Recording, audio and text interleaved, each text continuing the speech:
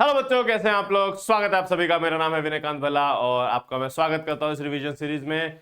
आज हम लोग बात करने जा रहे हैं सर्कुलर मोशन के बारे में और हम देखेंगे कि कैसे काइनेमेटिक्स ऑफ सर्कुलर मोशन के क्वेश्चंस होते हैं, डायनामिक्स ऑफ सर्कुलर मोशन के क्वेश्चन होते हैं। तो स्टार्ट करते हैं बिना ज्यादा समय लगाए और हमें आज ये सब डिस्कशन करनी है। बेसिकली मेजरली काइनेमेटिक्स और डायनामिक्स डिस्कस करेंगे। वर्टिकल सर्कुलर मोशन हम लोग आगे जाके डिस्कस कर पाएंगे, बिकॉज जब तक हम लोग वर्क पावर एनर्जी नहीं कर लेंगे तब तक हम वर्टिकल सर्कुलर मोशन डिस्कस नहीं कर पाएंगे। ठीक है, तो गिवन सिनेरियो कि हमें वर्टिकल सर्कुलर मोशन नहीं करना है तो हमारे पास काइनेमेटिक्स और डायनामिक्स में बहुत सारी चीजें नहीं होती हैं। If you know the basics तो आपको कभी प्रॉब्लम नहीं आएगी। तो हमारे पास स्टार्ट करते हैं बेसिक काइनेमेटिकल फंक्शन के लिए। What is angular displacement. Angular displacement क्या होता है कि अगर हमारे पास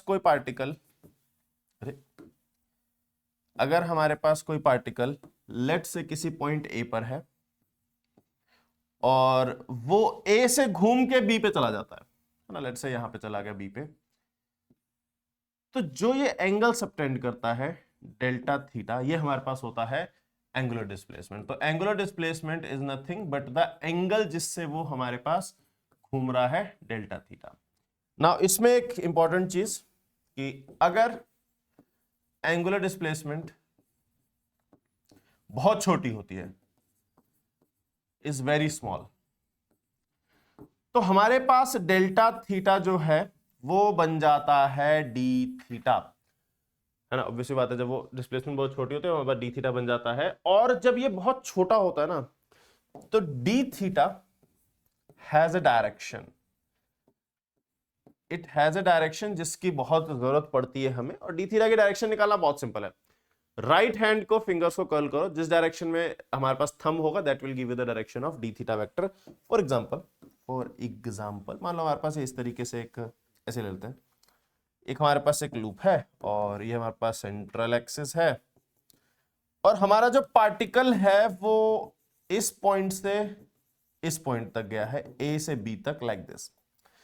और इसने जो छोटा सा एंगल बनाया है ये हमारे पास एंगल डी थीटा के बराबर है ना। एज यू कैन सी ऐसे घूम रहा है, डी थीटा इस तरफ है, तो डी थीटा के डायरेक्शन में अगर आप फिंगर को कर्ल करोगे thumb will give you the direction of D theta vector. तो हमारे पास इस सिनेरियो में जो डी थीटा वेक्टर होगा वो ऊपर की ओर होगा।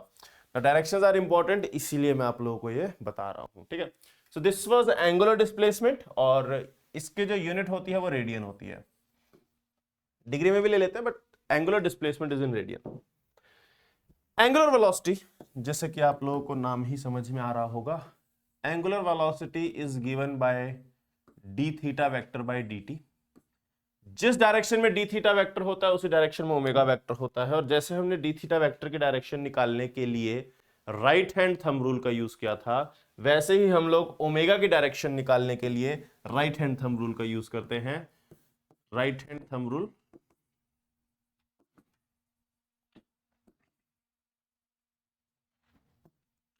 For direction. तो बड़ा सिंपल सा केस हो जाता है। जैसे मान लो हमारे पास इस तरीके से घूम रहा है पार्टिकल, ऐसे घूम रहा है, आपको ओमेगा वेक्टर की डायरेक्शन चाहिए, तो आप राइट हैंड को पकड़ोगे, फिंगर को कर्ल करोगे, थंब अंदर की ओर जा रहा है तो अंदर की ओर ओमेगा वेक्टर होगा। और याद रखना क्योंकि ये राइट हैंड थंब रूल पे बेस्ड है, this is an axial vector. तो उल्टा होता है, एक्सियल वेक्टर होता है और हम डायरेक्शन इससे निकालते हैं। बट फाइन, आपको चीजें समझ में आ गई। एक्सिस के अलोंग हमारे पास होता है, मतलब अगर आपके पास पार्टिकल ऐसे घूम रहा है, if it is like this, finger curl करोगे, थंब ऊपर की ओर जाएगा तो ओमेगा वेक्टर की डायरेक्शन ऊपर की ओर होगी। डायरेक्शन इंपॉर्टेंट है और क्योंकि ये रेडियन और ये डिवाइड बाय सेकंड होता है तो इसकी जो एसआई यूनिट हो जाती है वो हो जाती है रेडियन पर सेकंड। और ही साथ से साथ आप जब ओमेगा एवरेज निकालते हो, ओमेगा एवरेज भी निकालते हैं हम लोग, जब आप लोग ओमेगा एवरेज निकालते हो तब आप लोग निकालते हो delta theta divide by delta T ना। क्योंकि डेल्टा थीटा है हमारे पास, डेल्टा थीटा की डायरेक्शन नहीं होती, डी थीटा की डायरेक्शन होती है, तो ओमेगा एवरेज का सिर्फ मैग्नीट्यूड आता है और वो भी हमारे पास आता है रेडियन पर सेकंड में। तो आपको बस ये देखना होता है कि वो कितने एंगल से घूमा डिवाइड बाय कितना उसे समय लगा, इतने में आपके पास ओमेगा एवरेज की वैल्यू सिंपली आ जाती है। ठीक है, एंगुलर वेलोसिटी के बाद आता है हमारे पास angular acceleration. And angular acceleration is given by alpha vector which is equals to d omega vector divided by dt. ना D omega vector divide by dt की जहां तक बात है, जैसे ओमेगा वेक्टर की डायरेक्शन डी थीटा वेक्टर की direction के अलॉन्ग होती है, वैसे अल्फा वेक्टर की डायरेक्शन डी ओमेगा वेक्टर की डायरेक्शन में होती है। इसको मैं बता देता हूं, same direction as D omega vector. D omega vector की डायरेक्शन क्या होती है, या फिर आप बोल सकते हैं चेंज इन ओमेगा वेक्टर की direction, change in omega vector की डायरेक्शन। अल्फा की डायरेक्शन याद रखना इंपॉर्टेंट है, तो मैं आपको ना छोटे से 4 चीजें बता दे रहा हूं जो आपने पहले आपने पढ़ा हुआ है 1D में 2D में डायरेक्शन के बारे में। यहां पर भी हम वही एग्जैक्टली सेम चीज देख रहे हैं। ओमेगा वेक्टर की डायरेक्शन और अल्फा वेक्टर की डायरेक्शन बहुत सिंपल सी होती है। जैसे मैं 4 डिफरेंट केसेस ले रहा हूं ताकि आप लोगों को हमेशा याद रहे, कोई कंफ्यूजन नहीं होनी चाहिए। क्योंकि ना क्वेश्चन ऐसे भी आ जाता है कि भैया हमारे पास एक स्कूटर चला रहा है बंदा या फिर गाड़ी चला रहा है बंदा, उसका लेफ्ट वाले व्हील का अल्फा की डायरेक्शन बताओ अगर वो ब्रेक मार देता है या फिर वो अगर एक्सेलरेट करता है। ऐसे क्वेश्चन समझने के लिए आपको समझ में आना चाहिए ओमेगा वेक्टर की डायरेक्शन और अल्फा वेक्टर की डायरेक्शन कैसे काम करती है। तो मैं 2 ऐसे केस ले रहा हूं जिसमें हमारे पास ओमेगा वेक्टर इस तरीके से है ऊपर की ओर। ओमेगा वेक्टर ऊपर होने का मतलब है इस तरीके से रोटेट कर रहे हैं, कि अगर ऐसे रोटेट कर रहे हैं फिंगर करके, 2 डायरेक्शन में उल्टी ले रहा हूं लाइक दिस। ये हमारे पास इस तरीके से है, फिंगर कर्ल किया नीचे की ओर और यहां पे फिंगर कर्ल किया नीचे की ओर, ये ऐसे ऐसे। तो अगर कोई कंफ्यूजन ना हो तो मैं उसी को रेफरेंस लेके इस तरीके से दिखा देता हूं कि ये हमारे पास इस तरीके से है ओमेगा वेक्टर और ये हमारे पास इस तरीके से है ओमेगा वेक्टर। ठीक है, तो इसमें ऐसे ओमेगा वेक्टर, इसमें भी ऐसे ओमेगा वेक्टर, इसमें ऐसे ओमेगा वेक्टर, इसमें ऐसे ओमेगा वेक्टर। ना फिर फर्क क्या है इन चारों में? फर्क ये है उनकी डायरेक्शन ऊपर, इनकी डायरेक्शन नीचे। लेकिन हमें कहा गया है यहां पर ओमेगा इंक्रीज कर रहा है, यहां पर ओमेगा डिक्रीज कर रहा है। यहां पर ओमेगा इंक्रीज कर रहा है और यहां पर ओमेगा डिक्रीज कर रहा है। तो आपको अल्फा वेक्टर की डायरेक्शन बतानी है ना। अल्फा वेक्टर की डायरेक्शन इज इंपॉर्टेंट, तो ध्यान से सुनो। अगर पार्टिकल, कोई 1D की बात करो, अगर कोई पार्टिकल राइट साइड में जा रहा है, उसकी स्पीड बढ़ रही है, तो क्या उसी डायरेक्शन में उसकी एक्सेलरेशन होती है? अगर कोई पार्टिकल इधर ही जा रहा है लेकिन उसकी स्पीड धीरे धीरे कम हो रही है, तेजी से जा रहा है धीरे धीरे स्पीड कम हो रही है, तो यानी कि उसने चाहे ब्रेक लगाई होगी तो उस पर पीछे की ओर फोर्स लग रही होगी, उसकी एक्सेलरेशन पीछे की ओर होगी। तो ये चीज आप लोगों को 1D से पता है कि अगर पार्टिकल इस तरफ जा रहा है और इस तरफ स्पीड बढ़ रही है तो इसी तरफ एक्सेलरेशन है, पार्टिकल इस तरफ जा रहा है और स्पीड कम हो रही है तो उसके ऑपोजिट एक्सेलरेशन है। यही चीजें हम लोग यहां पे याद रखेंगे। ओमेगा वेक्टर ऊपर की ओर है और बढ़ रहा है तो उसी डायरेक्शन में अल्फा वेक्टर होगा। ओमेगा वेक्टर ऊपर की ओर है लेकिन कम हो रहा है तो हमारे पास अल्फा वेक्टर नीचे की ओर होगा, मतलब उसके ऑपोजिट होगा। ओमेगा वेक्टर नीचे की ओर है और बढ़ रहा है तो हमारे पास alpha vector will be in the same direction of omega vector. अगर ओमेगा वेक्टर नीचे की ओर है और कम हो रहा है तो alpha vector will be in the upward direction, opposite direction में हो जाएगा। तो ये हमारे पास ओमेगा अल्फा की प्रोफाइल, इसको याद रखना है।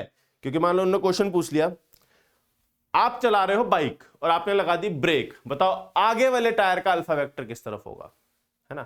जैसे मान लो मैं बाइक चला रहा हूं तो पहिया ऐसे घूमेगा, और ये जो पहिए का घूमना है कोई आम बात नहीं है, ये मूवी का डायलॉग है।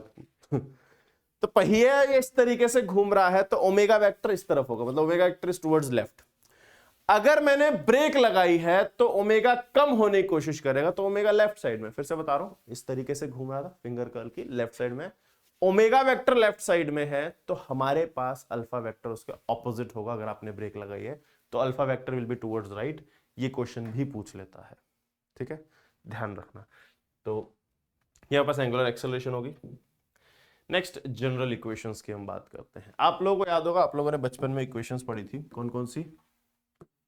v is equals to u plus a t, या फिर जनरल से ही बात करते हैं, v is equals to d x by d t, है ना, a is equals to d v by d t, a is equals to v d v by d x, और v is equals to u plus a t, से गलत है, v is equals to u plus a T, ये सारे तब है जब acceleration constant होती है, और s is equals to u t plus half a t square, और v square minus u square equal to 2as, और v एवरेज हमारे पास होता है v प्लस यू बाई 2 के बराबर, और nth सेकेंड में displacement u plus A by 2 into 2n minus 1।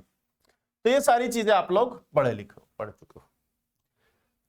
अब अगर मैं इनका ही कॉरेस्पॉन्डिंग सर्कुलर मोशन में बात करूं, हमारे पास ओमेगा हो जाता है d theta by d T, जैसा अभी थोड़ी देर पहले हमने बात की। अल्फा हो जाता है D omega by d t के बराबर, और आप अल्फा को ऐसे भी लिख सकते हो omega D omega by D theta. तो वही सेम इक्वेशन यहां पे भी यूज हो सकते हैं in terms of omega alpha time जिस भी रिक्वायरमेंट हो। और वही चीज अगर मैं यहां पे बात करूं आपसे, अगर अल्फा कांस्टेंट होता है तो हमारे पास आ जाता है omega final is equals to omega initial plus alpha t. हमारे पास आ जाता है displacement, angular displacement delta theta is equals to omega initial into t plus में हाफ अल्फा टी स्क्वायर। आपके पास होता है ओमेगा फाइनल का स्क्वायर माइनस ओमेगा इनिशियल का square is equal to 2 alpha delta theta के बराबर। आप ओमेगा एवरेज निकाल सकते हो using omega initial plus omega final divided by 2 से, और आप delta theta in nth second निकाल सकते हो omega initial plus alpha by 2 into 2n minus 1 से। तो ये सारी चीजें हमारे पास सेम बिल्कुल आती हैं। इन पे क्वेश्चंस थोड़े कम आते हैं, लेकिन आ जाता है, बहुत ही रेयर क्वेश्चन आते हैं, क्योंकि सर्कुलर मोशन में बहुत सारी इंपॉर्टेंट चीजें और भी आती हैं। ठीक है, तो क्वेश्चन देख लेते हैं कुछ किस किस टाइप के हो सकते हैं। जैसे इसने कहा है theta is equal to t square plus 2t minus 1, find omega at t is equal to 2 second and omega average between 0 to 2 second. तो ऐसे से क्वेश्चन आप लोगों ने 1D में किए होंगे। अगर मैं इसको सॉल्व करूं तो बड़ा सिंपल सा आता है कि omega at t is equal to 2 second का मतलब है, तो omega at t is equal to 2 second में आप इसको डिफरेंशिएट करोगे d theta by d t, और डिफरेंशिएट करना आप लोगों को बचपन से आता है, याद आएगा 2t प्लस में 2 के बराबर। नाउ टी की वैल्यू 2 रख दो, ओमेगा की वैल्यू आ जाएगी 2 to the 4 5 6 रेडियन पर सेकेंड। ये आपके पास केस हो गया जब आपने ओमेगा एट एन इंस्टेंट निकाला है। Let's try to find omega average. Omega average क्या होगा? Omega average will be equal to theta delta theta upon delta t. इसको आप लिख सकते हो theta final minus theta initial upon time taken. Okay, तो थीटा फाइनल और theta initial की बात करते हैं, तो t इज इक्वल्स टू 0 पर हमारे पास थीटा इनिशियल होगा माइनस का 1 रेडियन, और t इज इक्वल्स टू 2 पर हमारे पास थीटा फाइनल होगा 2 to the 4 5 6 7 8, 8 में से 1 गया 7, यह आ जाएगा 7 रेडियन के बराबर। अगर आप यहां से ओमेगा एवरेज लिखोगे, theta final is 7 minus theta initial is minus 1 upon time taken 2 second, तो आ जाएगा 8/2 that is equals to 4 radian पर सेकेंड। क्या आ जाएगा सिंपल। तो 6 रेडियन इंस्टेंटेनियस ओमेगा है और 4 रेडियन हमारे पास एवरेज है 0 to 2 सेकेंड का। ऐसे क्वेश्चन 1D के भी है सिमिलर टाइप के। और कैसी चीजें आ सकती है? Find omega average about point of projection. Now omega average मैंने आपको बताया था delta theta by delta T. आप ये देखो कि वो कितने एंगल से घूमा और ये देखो कितना समय लगा है।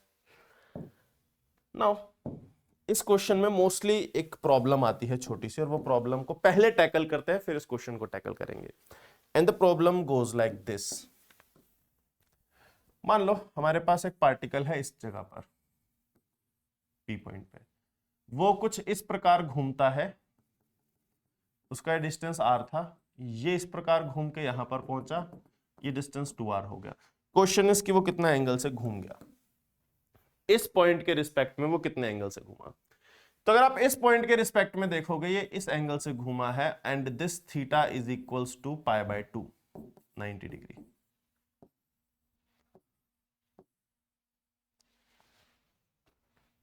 क्या ये मैटर करता है कि डिस्टेंस r था 2r था? नहीं। अगर ये r ही रहता तो भी ये 90 डिग्री होता, अगर ये 10r हो जाता तो भी ये 90 डिग्री होता। यार छोटा करते तो भी 90 डिग्री होता, और बड़ा करते तो भी 90 डिग्री होता। तो हमारे पास जो ये वाला क्वेश्चन है, इसमें जो प्रॉब्लम आपको सबसे पहले टैकल होगी वो ये होगी कि डेल्टा थीटा निकालना कैसे है। तो वो समझाने के लिए मैं आपको ये बता रहा हूं कि डिस्टेंसेस डजंट मैटर। इस पॉइंट का मतलब एक्सिस का इस पॉइंट से आप एक लाइन ड्रॉ करो which is like this in this case. अरे सीधी लाइन जीवन में मुश्किल हो गई है। एंड एक यहां पर आप इस तरीके से ड्रॉ करो, और ये दो लाइन के बीच का एंगल आपके पास डेल्टा थीटा होगा। नाउ ये डिस्टेंस कितना ही हो इट डजंट मैटर। सिमिलरली जब ये पार्टिकल को इस प्रकार फेंका जाता है लाइक दिस, तो जस्ट आफ्टर प्रोजेक्शन पार्टिकल यहां पर है, और just before hitting the ground ये पार्टिकल यहां पर है। मतलब ये क्वेश्चन में ही है कि find omega average about the point of projection during projectile, मतलब पूरे प्रोजेक्टाइल के दौरान हमें बताना है। ठीक है, तो मैंने कहा कि ये देखो जस्ट फेंकते ही ये यहां से इस पॉइंट पर होगा, और जस्ट टकराने से पहले वो यहां पर होगा।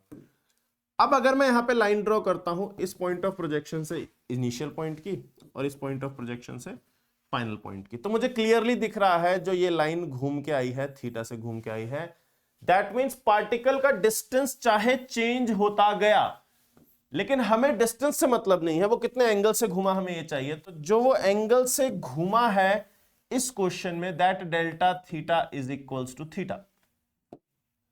और जहां तक टाइम ऑफ फ्लाइट की बात है यार, ये तो आपको पता ही है, प्रोजेक्टाइल की टाइम ऑफ फ्लाइट कितना होता है, 2u sin theta by g, 2u sin theta by जी।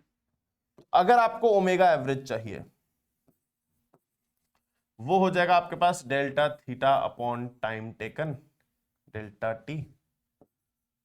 तो डेल्टा थीटा इज थीटा और time taken is 2u sin theta upon g. This is omega average in this scenario. Now this kind of questions can come. ठीक है simple सा ही कि पहले ऐसे जा रहा था अब ऐसे जा रहा था। अब इसमें प्रॉब्लम ये होती है कि शुरुआत में सर एंगल हमें समझ में नहीं आया, क्योंकि पॉइंट ऑफ प्रोजेक्शन तो वही है। तो क्या होता है ना कि जस्ट आफ्टर थ्रोइंग हमारे पास वो पार्टिकल थोड़ा सा आगे निकल जाता है, और जैसे ही वो थोड़ा सा आगे निकलता है वो पार्टिकल की पोजीशन को देखो एंड फाइनल पोजीशन देखो, आपके पास थीटा सिंपली दिख जाएगा। ठीक है, next question is find omega of seconds hand and minutes hand hours hand. तीनों का हमें ओमेगा एवरेज निकालना है। तो क्या होता है, ओमेगा एवरेज इज लाइक कि वो कितने एंगल से घूम रहा है और उसे कितना टाइम लग रहा है। तो एक बढ़िया सा काम करते हैं, यहीं पे बात कर लेते हैं कितना समय लगता है एक चक्कर काटने में। सेकंड हैंड जो होता है 12 पे सुई होती है, वापस 12 पे सुई आने में जो उसे टाइम लगता है वो लगता है 60 सेकेंड। जो मिनट हैंड होता है वो अगर पहले 12 बजे हैं और 1 बजने में उसको पूरा पूरा 1 घंटा लग जाता है, तो it takes time is equals to 1 hour या फिर 3600 सेकेंड। और अगर आप आर हैंड की बात करो, मान लो 12 बजे हैं, दोबारा 12 बजने में, मतलब पहले 12 पे सुई है घंटे वाली, उसको वापस 12 पे आने में पूरे 12 घंटे लग जाते हैं। 12 घंटे लग जाते हैं, तो जिसका टाइम होगा वो होगा 12 घंटे इंटू 3600, 12 इंटू 3600 सेकेंड हो जाएगा, 12 इंटू 3600 सेकेंड। तो अगर आपको ओमेगा एवरेज चाहिए, ओमेगा एवरेज सेकेंड के लिए, फर्स्ट केस के लिए, वो हो जाएगा ना डेल्टा थीटा अपॉन टाइम। अब एक पूरा चक्कर कितना रेडियन होता है, 2 पाई के बराबर, तो आ जाएगा 2 pi divide by time taken is 60। अब मैं सेकंड केस की बात करूं, omega average will be equal to 2 pi divide by time taken will be 3600 घंटे, 3600 सेकंड सॉरी। तो ये हमारे पास हो जाएगा रेडियन पर सेकंड, ये भी हमारे पास हो जाएगा रेडियन पर सेकंड। एंड थर्ड केस में अगर मैं निकालूं ओमेगा एवरेज, वो हो जाएगा 2 pi divide bye 12 into 3600 radian पर सेकेंड। तो बेसिक क्वेश्चंस पूछ लेता है, आपको पता होना चाहिए, नाउ यू नो कैसे करना है, सिंपल सा। ठीक है, आगे बढ़ते हैं, एक क्वेश्चन और है। A fan is rotating with 100 rpm. Find its angular acceleration if it stops in 20 seconds after it is switched off. हमने फैन को स्विच ऑफ किया है, 20 सेकंड बाद बताओ अगर वो रुक जा रहा है तो अल्फा कितना होगा, हमें 100 आरपीएम ओमेगा इनिशियल दिया हुआ है। जब आपको ओमेगा 100 आरपीएम के टर्म में दिया हुआ है तो पहले तो आप उसको काम करो, रोटेशन पर मिनट में कन्वर्ट कर लो, सॉरी हाँ रोटेशन पर, रेडियन पर सेकंड मतलब 100 आरपीएम का मतलब है 100 रोटेशन पर मिनट, ठीक है। तो इसको कन्वर्ट करने का सीधा समझ मतलब है 1 आरपीएम का मतलब होता है 1 रोटेशन पर मिनट। एक रोटेशन में हमारे पास 2 पाई रेडियन लग जाता है और 1 मिनट में हमारे पास 60 सेकंड होते हैं, तो आ जाएगा पाई बाय 30 रेडियन पर सेकंड, पाई बाय 30 रेडियन पर सेकंड। मतलब कि हमारे पास 1 आरपीएम इतना रेडियन पर सेकंड होता है।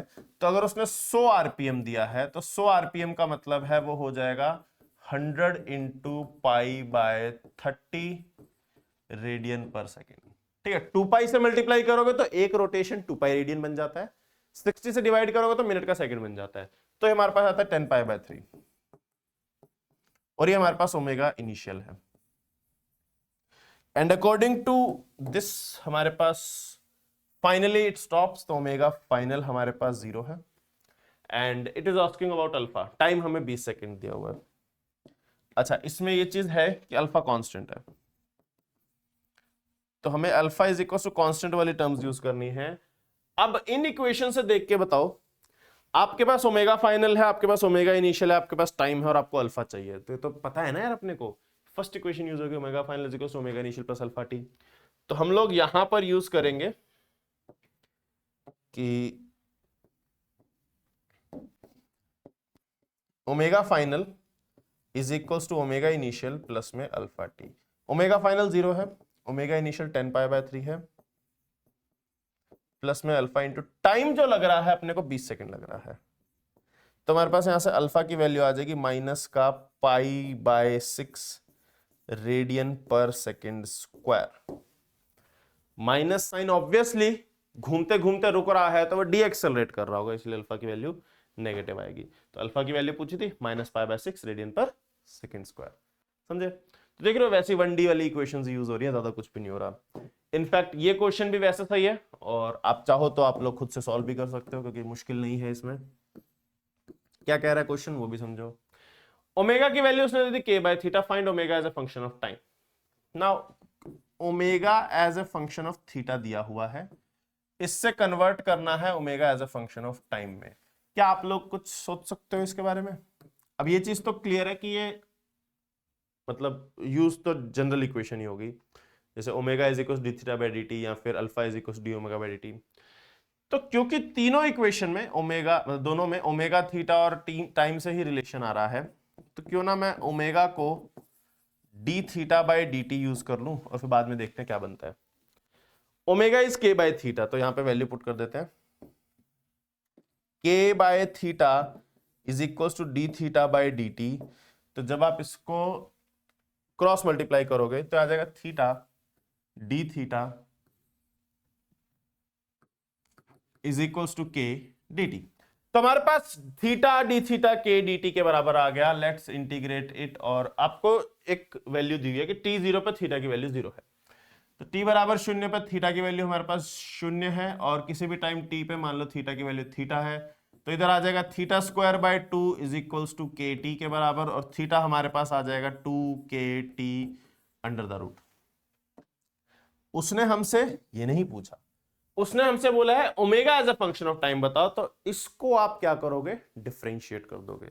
आप जब इसको डिफरेंशिएट करोगे ओमेगा के लिए तो आप लिखोगे d theta by d t is equal to root of 2k को एज इट इज रखो, रूट टी का डिफरेंशिएशन हो जाएगा 1/2 रूट टी, तो ऐसा ओमेगा अपने पास आ जाएगा k डिवाइडेड बाय 2t का स्क्वायर रूट,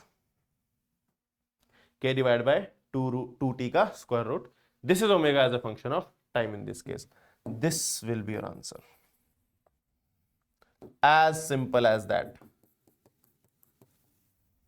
भैया पढ़ना पड़ेगा, बस क्वेश्चन सिंपल ही आते, पढ़ना पड़ेगा, ठीक है।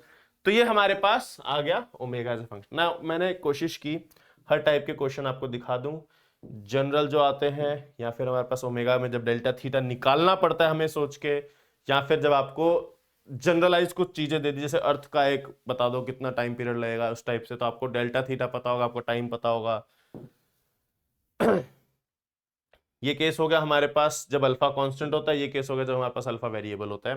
तो ऑब्वियसली हम लोग बहुत सारे टाइप के प्रैक्टिस तो नहीं कर पाएंगे, लेकिन मेजर मेजर हमने यहाँ पे चीजें देख ली। अब हमारे पास आता है वेरिएबल्स का रिलेशन। किस किस का रिलेशन की बात कर रहे हैं हम लोग? बात कर रहे हैं relation between linear and angular variables के बारे में। Now relation between linear and angular variables की अगर मैं बात करूं, हमें एक देखना होता है डिस्टेंस के बारे में, एक देखना होता है वेलोसिटी के बारे में, और एक देखना होता है एक्सेलरेशन के बारे में। Now let's talk about distance. Linearly हमारे पास जब कोई पार्टिकल चलता है वो पाथ पे चलता है, और एंगुलर डिस्प्लेसमेंट में हमारे पास वो एंगल होता है। तो अगर आप डिस्टेंस और एंगल में रिलेशन जानना चाहते हो तो वो हमारे पास सीधा सीधा आता है। If this is arc length L, this is radius R, तो हमारे पास एंगल को डिफाइन किया जाता है आर्क लेंथ अपॉन रेडियस से। तो हमारे पास जो एंगल आर्क लेंथ आता है वो आता है आर थीटा के बराबर। This is equals to L is equals to r theta. या फिर आप यहां से लिख सकते हो कि अगर आप dl छोटा सा डिस्प्लेसमेंट लिखना चाहो तो वो आर डी थीटा भी लिख सकते हो, जो भी रिक्वायरमेंट। अब dl इज डिस्टेंस, dl को ds लिख देते हैं, वटएवर कुछ भी लिख देते हैं, तो हमारे पास ये रहता है। और इसको यदि आप लोग किसी भी सिनेरियो में वेक्टर एडिशन में देखना चाहो तो क्या होता है वो भी देख लो। लेट्स से हमारे पास d थीटा वेक्टर ऊपर की ओर है, हमारे पास इस तरीके से पार्टिकल A से B पॉइंट पे गया है, और ये उस केस में उसका पोजीशन वेक्टर हो जाएगा, और जो डिस्प्लेसमेंट हुई है अलोंग द लाइन ये हुई है, लेट्स से हमारे पास dl वेक्टर है। तो अगर आप गौर से देखो dl vector is r d theta. अगर आप d थीटा वेक्टर और r वेक्टर का क्रॉस प्रोडक्ट कर दोगे तो आपको dl वेक्टर देगा, क्योंकि ये हमारे पास 90 डिग्री रहता है। dl ऊपर है, r वेक्टर बाहर की ओर है, dl cross r will be d theta cross r will be equal to dl। ठीक है, d थीटा ऊपर की ओर, r वेक्टर बाहर की ओर, क्रॉस प्रोडक्ट करोगे dl वेक्टर आएगा। तो dl vector is equals to d theta vector cross r vector. Although इसकी जरूरत नहीं पड़ी है बहुत लंबे समय से, बट स्टिल एक बार क्रॉस प्रोडक्ट कैसे है वो अगर आप ये चीज का ध्यान रख लोगे ना, तो डायग्राम का भी ध्यान रख लोगे। डी थीटा बाहर की ओर है, डी आर वेक्टर इधर की ओर है, डीएल वेक्टर इस तरीके से है, d theta cross r dl दे देगा। अगर वहां पे जरूरत पड़ गई, स्टेटमेंट बेस्ड क्वेश्चन भी आ गया कि बताओ डीएल आर और डी थीटा में रिलेशन क्या है, तो आप कहां जाओगे? आपको ये डायग्राम अगर याद होगा तो आप ये डिराइव कर लोगे, ये तो आपको बेसिक याद रहेगा ही रहेगा। प्रॉब्लम इज कि हमारे पास आर क्रॉस डी थीटा होगा, डी थीटा क्रॉस आर होगा, वहां पे जाके ये प्रॉब्लम हो सकती है। तो आप डायग्राम याद रखना, आपका काम हो जाएगा। ठीक है, सिंपल सा। और इसकी जरूरत रेयरली पड़ती है। मेजरली इसका यूज हमारे पास आता है जब हम लोग वेलोसिटी की बात करते हैं। जब हम लोग वेलोसिटी की बात कर रहे होते हैं, सिमिलर थिंग हैपेंस। हमारे पास अगर L is equals to r theta है, आप इसको डिफरेंशिएट कर दो, dl by d t is equals to r times d theta by d t. तो हमारे पास यहां से dl बाई डी टी आ जाता है v is equals to r into d theta by d t आता है ओमेगा। तो ये सिंपल सी इक्वेशन आती है v is equals to r omega. But आप लोगों को वेक्टर फॉर्म में मैं एक बार और दिखा देता हूं कि if A particle is moving in a circle such that omega vector इस तरीके से है, पोजीशन वेक्टर बाहर की ओर है, और v वेक्टर कुछ टेंजेंट टू द सरफेस है। नाउ अब ये सारे एक दूसरे के म्यूचुअली परपेंडिकुलर है, omega is perpendicular to r and this are perpendicular to this. तो आपको दिख रहा होगा कि omega cross r will be equal to v होगा। तो अगर आप v वेक्टर लिखना चाहो that will be omega vector cross r vector. तो हमारे पास omega vector cross r vector is v vector, ये हमें दिख रहा है साफ साफ। Now v is equal to r omega से डायरेक्शन नहीं समझ में आती, तो इनकेस आपको डायरेक्शन की जरूरत पड़े तो आप इस चीज का यूज कर सकते हो, बट नॉट दैट इंपॉर्टेंट। ऐसा नहीं है कि बहुत ज्यादा जरूरी ही है ये। ठीक है ना, v vector is equals to r omega vector, तो v इज इक्वल्स टू ऐसे, if theta between r vector and omega vector is equals to 90 degree, तो हमारे पास आता है v is equals to r omega sine of 90, और v is equals to हमारे पास क्या बन जाता है, आर ओमेगा। ये सर्कुलर मोशन का केस हो गया सीधा सीधा, यही आ गया ना घूम फिर के। लेकिन अगर सर्कुलर मोशन नहीं है तो there is something you need to know, एक बहुत इंपॉर्टेंट, क्योंकि ये रोटेशन में भी आ जाता है, तो note, if particle is not in circular motion, अगर वो सर्कुलर मोशन में ना होगो तो क्या होगो, तो हमारे पास थोड़ा सा एक काम होता है जो हमें करना होता है। क्या करना होता है, देखो सर्कुलर मोशन में नहीं होना चाहिए ना, तो मैंने क्या किया, एक पॉइंट लिया, उसके अबाउट एक पार्टिकल लिया, इस पार्टिकल की जो वेलोसिटी है ना वो कुछ इस प्रकार है v, जो कि यहां से थीटा एंगल बना रही है। ये हमारे पास डिस्टेंस r है, और आपको क्या चाहिए, आपको चाहिए कि बताओ भैया इस सब में हमारे पास ओमेगा कितना होगा। जब आप ओमेगा निकालते हो ना, एक चीज आपको करनी पड़ती है, और वो चीज आपको क्या करनी पड़ती है, सबसे पहले आप वेलोसिटी के दो कंपोनेंट लोगे, एक होगा v cos थीटा, एक होगा इस तरफ v sin थीटा। तो जो दो कंपोनेंट है उसमें से एक कंपोनेंट रेडियस के परपेंडिकुलर है और एक रेडियस के पैरेलल है। तो हमारे पास जो ओमेगा आता है, ओमेगा यहां से आप लिखोगे तो क्या लिखोगे, v बाय आर लिखोगे। सर्कुलर मोशन में क्या होता है ना, v और r हमेशा परपेंडिकुलर होते हैं, सर्कुलर मोशन में v और r हमेशा परपेंडिकुलर होते हैं, लेकिन जनरल मोशन में नहीं होते हैं। तो जब आप ओमेगा लिखते हो तो आप ओमेगा की जगह क्या लिखते हो, आप लिखते हो omega is equals to v perpendicular divide by r, मतलब आप वेलोसिटी का वो कंपोनेंट लेते हो जो r के क्या होता है, परपेंडिकुलर होता है। यहां पे एक बड़ी ही कॉमन मिस्टेक होती है, वो मैं यहां पे लिख दे रहा हूं। जल्दबाजी में देखो गलती तो किससे भी हो जाती है, मुझसे भी हो जाती है, तुमसे भी हो जाती है, किससे भी हो जाती है, नो मैटर। वो गलती हमें बहुत ज्यादा कॉस्ट ना करे, इसलिए छोटी छोटी चीजें मैं लिख दे रहा हूं, ध्यान रखना। काफी बार ऐसा होता है कि हम ओमेगा को v divided by r perpendicular लिख देते हैं, हम रेडियस का परपेंडिकुलर कंपोनेंट ले लेते हैं, क्योंकि हमने टॉर्क में पढ़ा होता है, चाहे आप फोर्स इंटू आर परपेंडिकुलर लिखो, चाहे आर इंटू एफ परपेंडिकुलर लिखो, तो हमारे पास टॉर्क सेम आती है। तो इसलिए हम चाहे हम वेलोसिटी का परपेंडिकुलर कंपोनेंट ले, चाहे रेडियस का कंपोनेंट ले, ओमेगा सेम आना चाहिए, बट ऐसा नको नहीं होता है। क्यों नहीं होता है, ध्यान से देखो, वहां पे मल्टीप्लाई हो रहा होता है, यहाँ पे डिवाइड हो रहा है। ऊपर v परपेंडिकुलर होना और नीचे v r परपेंडिकुलर होने में फर्क ये है, ऊपर v परपेंडिकुलर होगा तो ऊपर sin थीटा आएगा, नीचे r परपेंडिकुलर होगा तो नीचे sin थीटा आएगा, तो उससे पूरी की पूरी इक्वेशन ही गड़बड़ा जाती है। तो इसलिए ध्यान रखना, this is not the correct answer, आपको v omega is equal to v perpendicular divide by r लेना होगा। ठीक है, समझ गए, पढ़ लो। तो ये हमारे पास था एंगुलर वेलोसिटी और इनके बीच में रिलेशन, जो मैंने अभी अभी आपको इतने जोर जोर से चिल्ला चिल्ला के गले तक बताया है, उस पर एक क्वेश्चन है, इस टाइप के क्वेश्चन आए हैं। एक particle y is equals to b line पे ऐसे मस्त भागता हुआ जा रहा है विद स्पीड v, हमें ओमेगा बताना है विद रिस्पेक्ट टू ओरिजिन। तो हमारा जो बेसिक पर्पस है वो ये है, इस ओरिजिन के रिस्पेक्ट में इस पे ओमेगा बताओ।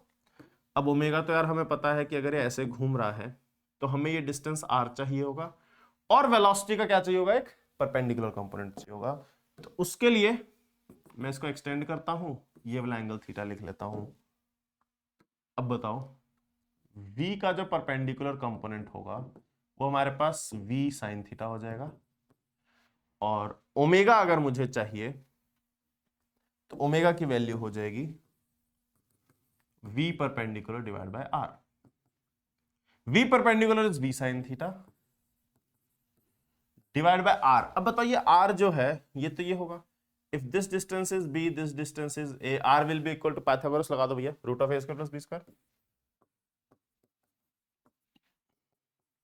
v upon root of a square plus b square. Sine theta को देख लो एक बार और, साइन थीटा जो है ना यार, बड़ा सिंपल सा, if this is theta this will be theta, और साइन थीटा होगा परपेंडिकुलर बाय हाइपोटेन्यूज, तो परपेंडिकुलर भी है, हाइपोटेन्यूज हमारे पास वही हो जाएगा b divide by root of a square plus b square. तो हमारे पास जो ओमेगा आ गया वो आ गया vb upon a square plus b square. Now you know simple सा क्वेश्चन है बट स्टिल आप हमेशा ऐसे मान के चलो, it's not about the easiness of the question, it's about your temperament in the exam. जब 360 मार्क्स का पेपर होता था, एवरेज जो कट ऑफ, जो हम जिसको बोलते हैं cut off was 80 cut off होने का मतलब है 14 लाख में से या 10 लाख में से मात्र 1.5 लाख 2 लाख बच्चे ऐसे होते थे जो कि 80 मार्क्स क्रॉस कर पाते थे। क्या पेपर सबके लिए टफ होता था या सबके लिए आसान होता था? पेपर तो एक ही होता था ना, बस वहां पर क्वेश्चंस जो लोगों को आते थे वो भी गलत करके आते थे, क्योंकि टेम्परामेंट नहीं होता एग्जाम देने का। सारी की सारी चीजें वहीं पे चेंज हो जाती है। नेक्स्ट हमारे पास एक्सेलरेशन आता है, और एक्सेलरेशन बहुत जरूरी होता है, क्योंकि एक्सेलरेशन हमारे पास दो प्रकार की होती है। एक्सेलरेशन के प्रकार के बारे में बात करते हैं। आप लोगों ने सुना टेंजेंशियल और सेंट्रीपिटल, अभी वही बात करेंगे।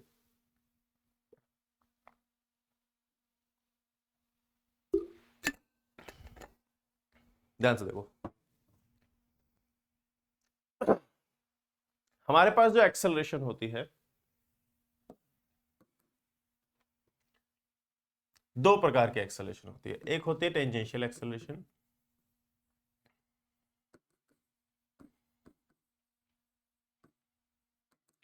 इसको हम डिनोट करते हैं AT से। टेंजेंशियल एक्सेलरेशन क्या होता है? टेंजेंशियल एक्सेलरेशन जो होता है वो होता है हमारे पास rate of change of speed. किस दर से स्पीड चेंज की जा रही है, नॉट वेलोसिटी, स्पीड। तो जब आप टेंजेंशियल एक्सेलरेशन लिखते हो, आप लिख सकते हो d by d t of v speed, या फिर आप इसको लिख सकते हो d by d t of velocity vector का मैग्नीट्यूड। अगर आप वेलोसिटी वेक्टर का मैग्नीट्यूड लिख रहे हो तो ये स्पीड लिखा हुआ है। तो tangential acceleration is rate of change of speed, और ये इस तरीके से लिख सकते हैं। आप अब इसके साथ थोड़ा बहुत खेल सकते हो कि जैसे आप टेंजेंशियल एक्सेलरेशन लिखो, आप लिख सकते हो d by d t of r omega. R आप बाहर निकाल लोगे तो आ जाएगा d omega by d t, and what is d omega by d t? Alpha. तो आपके पास टेंजेंशियल एक्सेलरेशन आ जाता है आर अल्फा के बराबर। This is the name, this is the value, this is the formula. ध्यान रखना है टेंजेंशियल एक्सेलरेशन क्या क्या होती है, ठीक है। डायरेक्शन की बात करेंगे अब इसी की, डायरेक्शन ऑफ एटी कैसे याद रखोगे? Simple, eighty is responsible for change in speed. Tangential acceleration speed change करने के लिए रेस्पॉन्सिबल होती है। तो और इसको समझना बहुत ही आसान हो जाता है जब आप इसको इस प्रकार से समझते हो। मान लो पार्टिकल है, उसकी स्पीड आगे की ओर है। स्पीड एक केस में हम लोग कांस्टेंट ले लेते हैं, एक केस में हम लोग इंक्रीजिंग ले लेते हैं, एक केस में हम लोग स्पीड डिक्रीजिंग ले लेते हैं।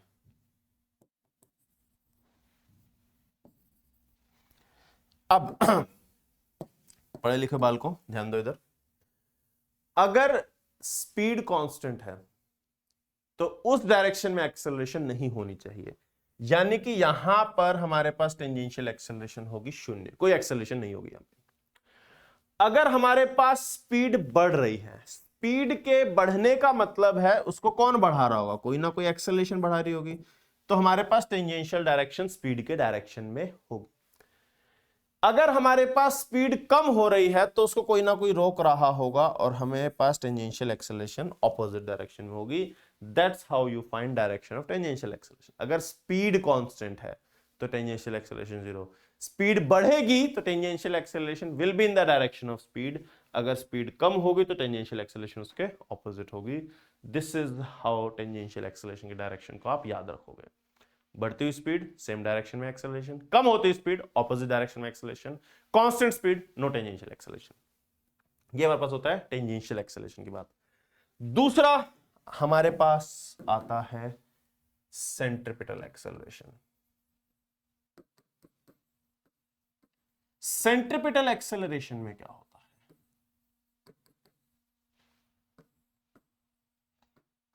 इसको डिनोट करता है एसी से, नोट घर वाला एसी, बड़ा ए छोटा सी।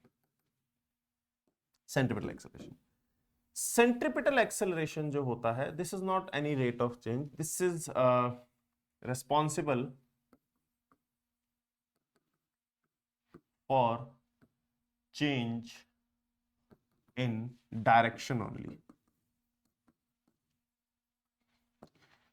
That tangential acceleration was responsible for change in speed. This is responsible for change in direction only. और डायरेक्शन में रेस्पॉन्सिबल होने की वजह से it acts perpendicular to speed या velocity.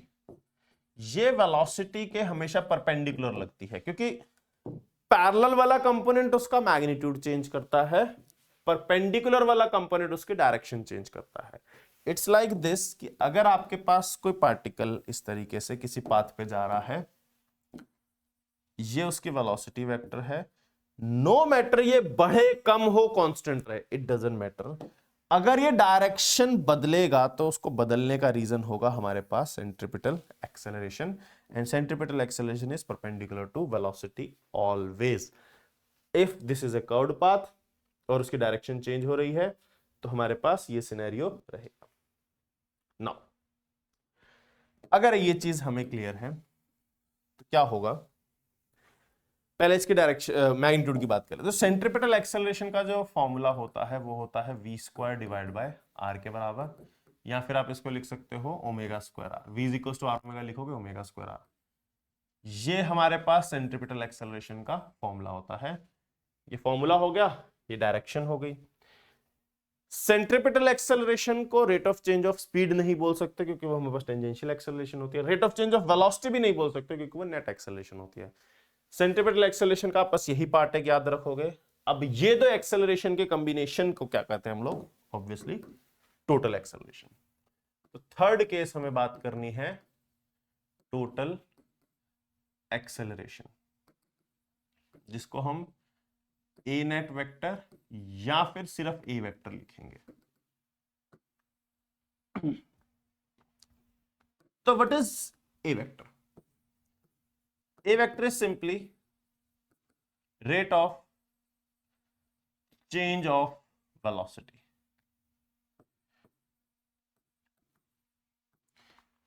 Tangential acceleration rate of change of speed था, ये change of rate of change of velocity होता है। तो आप जब ए वेक्टर लिखना चाहोगे आ जाएगा dv vector divided by dt, और ये नेट एक्सेलरेशन है। नेट एक्सेलरेशन होने का मतलब है it consist of, this is a vector addition of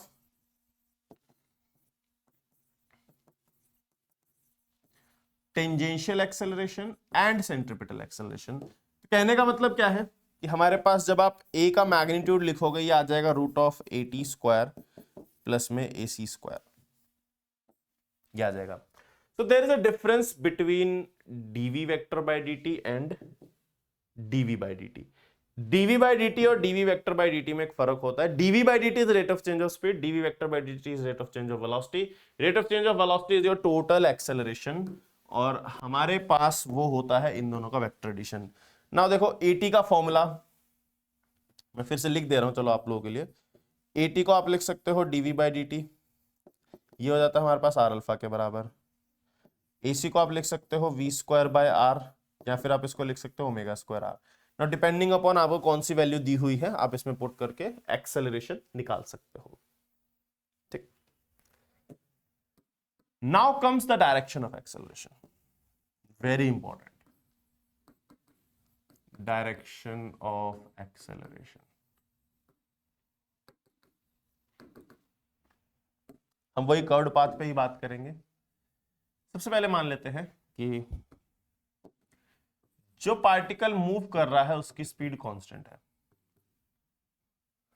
अगर स्पीड कांस्टेंट होगी तो अभी थोड़ी देर पहले हमने देखा था टेंजेंशियल एक्सेलरेशन क्या होगी।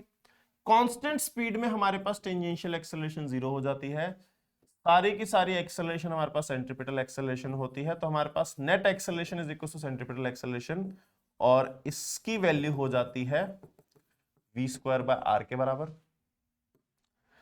And the angle between velocity and acceleration,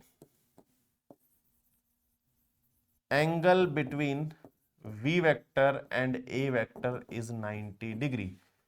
tangential acceleration नहीं है, सिर्फ और सिर्फ एक्सेलरेशन परपेंडिकुलर टू वेलोसिटी है, तो हमारे पास वो एंगल कितना आएगा, ऑब्वियसली 90 डिग्री आएगा। तो हमारे पास पहला केस था जिसमें वेलोसिटी क्या है, कांस्टेंट है। अगर वेलोसिटी इंक्रीजिंग होगी तो क्या होगा, हमारे पास वेलोसिटी है और वो इंक्रीजिंग है, तो tangential acceleration will be in the direction of velocity, centripetal acceleration will be perpendicular to the velocity, and net acceleration will be the vector addition a vector. अब अगर आप इनके बीच एंगल देखोगे, लेट्स से थीटा, पहली बात तो net ए acceleration, जो net acceleration होगा वो होगा √AC² प्लस AT², और angle between a vector and velocity vector कितना हो जाएगा भैया, ये हो जाएगा लेस देन 90 डिग्री, या फिर आप कह सकते हो एक्यूट एंगल होगा। और इसी का ही ऑपोजिट भी आपको काम आ सकता है। जैसे मान लो उसने बोल दिया एक पार्टिकल कर्व्ड पाथ में घूम रहा है, बहुत अच्छी बात है घूम रहा है तो, लेकिन एक्सेलरेशन और वेलोसिटी का एंगल एक्यूट है। एक्सेलरेशन और वेलोसिटी का एंगल एक्यूट होने का मतलब है कि उसकी वेलोसिटी टाइम के साथ बढ़ेगी। ये चीजें दिमाग में आनी चाहिए जब आप ये सारी टर्म्स को देखते हो, ठीक है, याद रखना इन सब बातों को। एंड लास्ट तो आप समझ ही गए होगा मैं तीसरी बात क्या करने लगा हूं, कि अगर हमारे पास स्पीड जो है वो डिक्रीजिंग हो, तो हमारे पास एक पार्टिकल कर्व्ड पाथ पे, उसकी जो स्पीड है वो डिक्रीजिंग है, और डिक्रीजिंग स्पीड होने का मतलब है tangential acceleration will be opposite to the velocity, centripetal acceleration is perpendicular to velocity, और नेट एक्सेलरेशन हमारे पास इस तरफ आ जाएगा लाइक दिस। अब जरा गौर से देखो, नेट एक्सेलरेशन और वेलोसिटी के बीच का एंगल कितना है, बढ़ गया ना, 90 डिग्री ज्यादा हो गया। तो angle between a vector and v vector is greater than 90 degree, and this is obtuse.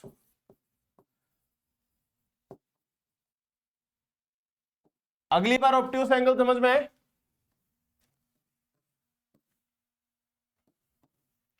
अगर आपको बोला जाए वेलोसिटी और एक्सेलरेशन के बीच का एंगल ऑब्ट्यूस है, यानी कि एक्सेलरेशन का एक कंपोनेंट वेलोसिटी का ऑपोजिट होगा, यानी कि वेलोसिटी हमारे पास टाइम के साथ डिक्रीज होगी।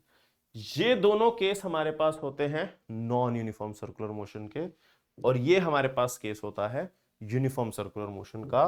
तो हमें बस यहां पर ये और छोटी सी चीज ऐड करनी है कि this is the case of uniform circular motion and this is non uniform circular motion. और दोनों इनफैक्ट ये और ये दोनों नॉन यूनिफॉर्म सर्कुलर मोशन है। इतना अगर आप याद रखोगे आपको चीजें क्लियर रहेंगी क्या होता है और क्या नहीं होता है, ठीक है। तो हम लोग एक क्वेश्चन देखते हैं। Question says find the rate of change of speed at point of projection and at maximum height. Now rate of change of speed हमने अभी बात की थी कि that is this factor tangential acceleration, और टेंजेंशियल एक्सेलरेशन वो वाली acceleration होती है जो स्पीड के पैरेलल या एंटी पैरेलल होती है। तो मुझे जब यहां पर पूछा गया rate of change of speed at point of projection, तो मैं क्या बात करूंगा कि यार देखो, जब हमने इसको फेंका it goes like this, it goes like this, एक हमारे पास ये पॉइंट है, एक हमारे पास ये पॉइंट है, और मुझे टेंजेंशियल एक्सेलरेशन की बात करनी है। अच्छा बताओ, टॉप मोस्ट पॉइंट पे जो वेलोसिटी होगी वो u cos थीटा होगी, right. Let's show acceleration as well. जब ये यहां पर होगा इसकी एक्सेलरेशन नीचे की ओर g होगी, जब ये यहां पर होगा इसकी एक्सेलरेशन नीचे की ओर g होगी। मुझे rate of change of speed चाहिए। जब मुझे rate of change of speed चाहिए, इसका मतलब मुझे वो एक्सेलरेशन चाहिए जो वेलोसिटी के पैरेलल या एंटी पैरेलल हो। Rate of change of speed is basically tangential acceleration and is basically acceleration which is parallel or anti-parallel to velocity। तो एक्सेलरेशन के आप यहां पे कंपोनेंट्स निकालोगे ताकि आपको समझ में आए कौन सा कंपोनेंट पैरेलल है, कौन सा नहीं है। अब जहां तक इस जी की बात है, देखो इसको ध्यान से, अगर ये एंगल थीटा होगा, मैं यहाँ पे एक परपेंडिकुलर ड्रॉ करता हूं, ये 90 माइनस थीटा होगा, this will be equal to theta. जी का जो इसके ऑपोजिट कंपोनेंट आएगा वो आ जाएगा जी साइन ऑफ थीटा के बराबर। लेकिन यहां पे जो जी है ना वो ऑलरेडी क्या है, परपेंडिकुलर है। तो जब आप rate of change of speed की बात कर रहे हो, इस पॉइंट पे स्पीड के ऑपोजिट जो एक्सेलरेशन है वो जी साइन थीटा है। तो आपके पास जो पहला केस में rate of change of speed यानी कि dv बाई dt आएगा, that will be equal to वो कंपोनेंट जो स्पीड के ऑपोजिट होगा, that is equal to g sine of theta with negative sign. Negative sign indicates कि वो स्पीड को धीरे धीरे क्या करेगा, कम करेगा। हाइट पर आते हैं, मैक्सिमम हाइट पर। dv बाई dt की वैल्यू एट मैक्सिमम हाइट क्या होगी? dv बाई dt की मैक्सिमम हाइट पर वैल्यू होगी सीधा सीधा, क्योंकि यहां पर एक्सेलरेशन सीधा सीधा वेलोसिटी के परपेंडिकुलर है। एक्सेलरेशन का कोई कंपोनेंट वेलोसिटी के पैरेलल या एंटी पैरेलल नहीं होगा। तो यानी कि ये फैक्टर हमारे पास क्या हो जाएगा, सीधे सीधे 0। सिंपल, साफ, और कुछ भी नहीं। ये हमारे पास सीधा सीधा क्या हो जाएगा, 0 के बराबर। सिंपल सी चीज है, आपको स्पीड के ऑपोजिट डायरेक्शन में, उसके पैरेलल डायरेक्शन में बताना है कि एक्सेलरेशन कितनी होगी। दैट्स इट, इतने में आपका काम हो जाएगा। ठीक है, तो ऐसी चीजें हमारे पास आती हैं। नेक्स्ट हमारे पास आता है radius of curvature. Now what is radius of curvature? Radius of curvature में क्या होता है, अगर आपका पार्टिकल किसी कर्व्ड पाथ में है, not a circular path, curved path,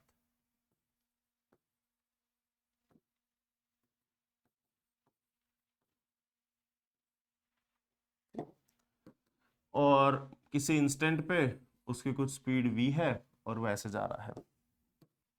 radius of curvature का मतलब क्या होता है?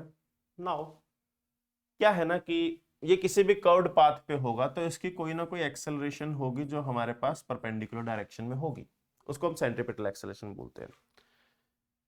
एक और भी एक्सेलरेशन हो सकती है, टेंजेंशियल, आगे हो पीछे हो ना हो, हमें कोई मतलब नहीं है, हमें सिर्फ इस एक्सेलरेशन के बारे में बात करनी है। Considering this velocity and this acceleration, मान लो मैं आपको ये कर्व्ड पाथ देता ही नहीं हूं, मैं कहता हूं यार ये कर्व्ड पाथ मुझे नहीं दिख रहा है, फॉर द टाइम बिंग मुझे कर्व्ड पाथ नहीं दिख रहा है। एक काम करते हैं, इसको ऐसे करते हैं, यहां से इसको सेलेक्ट करते हैं, सेलेक्ट भी नहीं करने देगा, यहां से इसको सेलेक्ट करते हैं और इसको हम कर देते हैं ब्लैक।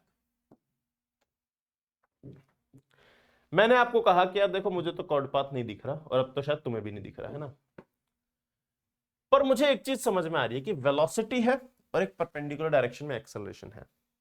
और मैंने अभी सर्कुलर मोशन में पढ़ा था कि हमारे पास जो परपेंडिकुलर डायरेक्शन में एक्सेलरेशन होती है वो v square by some radius होती है r। अगर मुझे यहां से रेडियस निकालना पड़ गया तो मैं v square bye a perpendicular करके रेडियस निकालता हूं, और मैं कहता हूं कि ये पार्टिकल ना किसी सर्कल में घूम रहा होगा, इतना अजीब सा सर्कल नहीं, किसी असली से सर्कल में घूम रहा होगा जिसका कुछ रेडियस रहा होगा, और वो रेडियस को हम रो से डिनोट करते हैं। So this radius of curvature which is denoted by rho is this value. Rho is equals to v square by a perpendicular.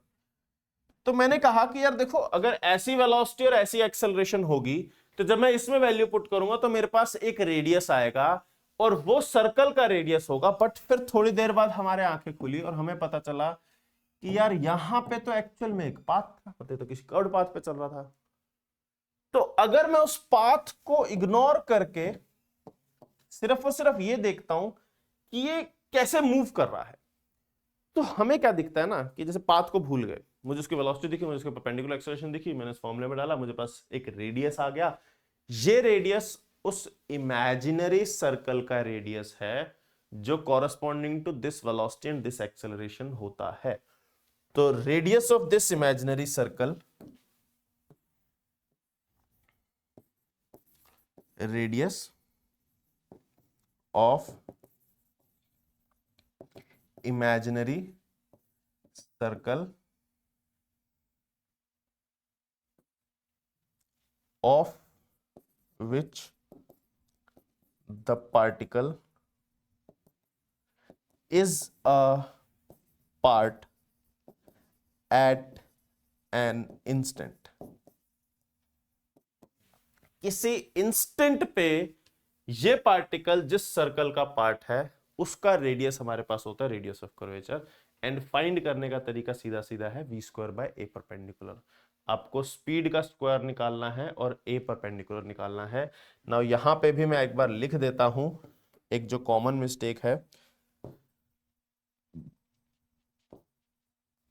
Common mistake कुछ इस प्रकार है कि हमारे पास कई बार रो ले लेते हैं फिर से v परपेंडिकुलर का square divide bye a, which is wrong.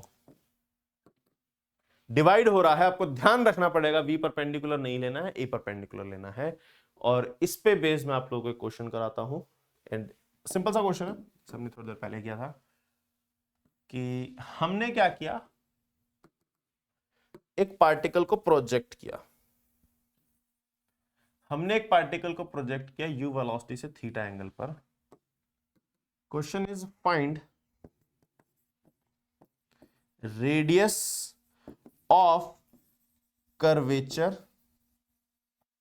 at point of projection। हमने जब इसको प्रोजेक्ट किया है उस पॉइंट ऑफ प्रोजेक्शन पे उसका रेडियस ऑफ कर्वेचर बताना है। किसकी रिक्वायरमेंट है?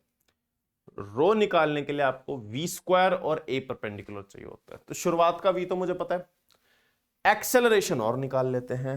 एंड सरप्राइजिंगली क्या, अभी थोड़ी देर पहले एक्सेलरेशन निकाल चुके हो आप लोग। मतलब अगर इसी खुद की एक्सेलरेशन नीचे की ओर g है एंड ये एंगल अगर थीटा आया था, तो g के जो दो कंपोनेंट आए थे, इस तरफ आया था g साइन थीटा जिसको हमने rate of change of speed बोला था, और इस तरफ आएगा g कॉस थीटा। एंड ये हमारे पास परपेंडिकुलर डायरेक्शन की एक्सेलरेशन है। आप जब रेडियस ऑफ कर्वेचर लिखोगे, आप लिखोगे स्पीड का square divided by perpendicular acceleration. Rho is equals to speed का square divided by perpendicular acceleration. Speed का स्क्वायर आ जाएगा u स्क्वायर और परपेंडिकुलर एक्सेलरेशन हो जाएगा g कॉस ऑफ थीटा।